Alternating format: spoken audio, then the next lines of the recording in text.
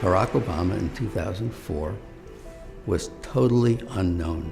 People were saying, I don't know who this guy is. I wonder why they picked him. He had this reputation as a bit of an upstart, as sort of a young, rising figure in the party, but no one knew who this guy was. This was his chance to introduce himself to people. Tonight is a particular honor for me because, let's face it, my presence on this stage is pretty unlikely. My father was a foreign student, born and raised in a small village in Kenya. What makes a great political speech is if you can somehow fold your story into this larger American story. The next thing he says is about his mother's family. His grandfather fought in World War II. He used the GI Bill. They settled in Kansas, so white people could say, he's just like us. My parents shared not only an improbable love, they shared an abiding faith in the possibilities of this nation. I stand here knowing that my story is part of the larger American story, that I owe a debt to all of those who came before me, and that in no other country on earth is my story even possible. Going into this speech, we've had 4 years of George Bush, and we felt as a country like we've grown further apart.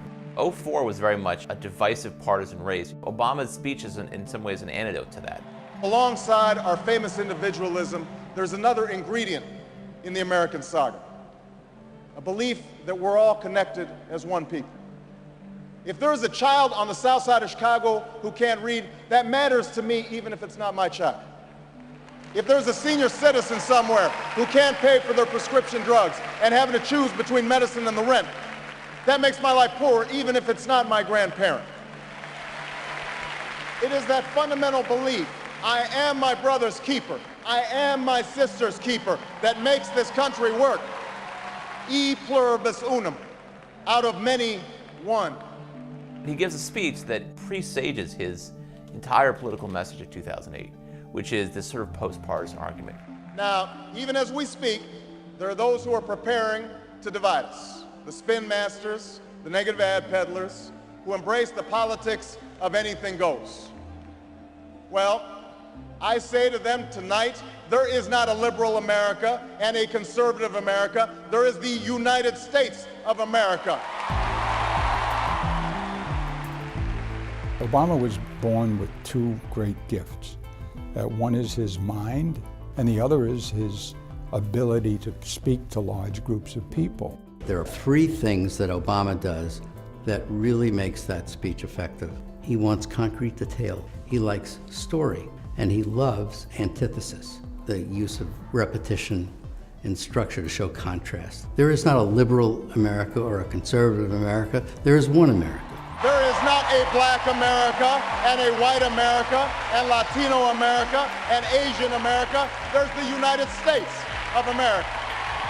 The pundits like to slice and dice our country into red states and blue states, but I've got news for them too. We worship an awesome God in the blue states, and we don't like federal agents poking around in our libraries in the red states.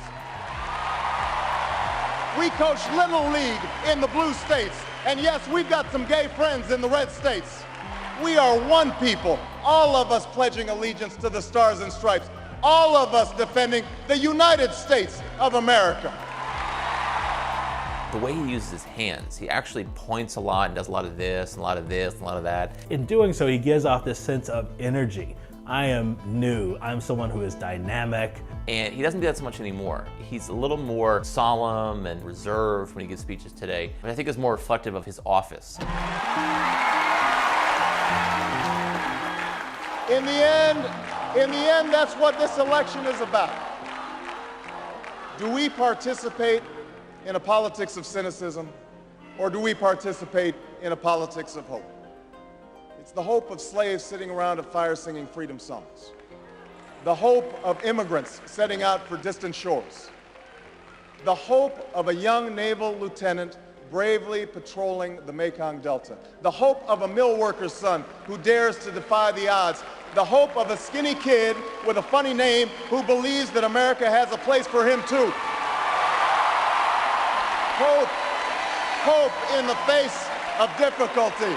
Hope in the face of uncertainty. the audacity of hope. His appearance at that convention, which was the best speech of the convention, better than John Kerry's, was electrifying, and without it, he wouldn't be president. I think sincerity means a lot. There are people who, when they speak the truth as they see it, and they're very effective doing that. I believe this country will reclaim its promise, and out of this long political darkness, a brighter day will come. Thank you very much, everybody. God bless you.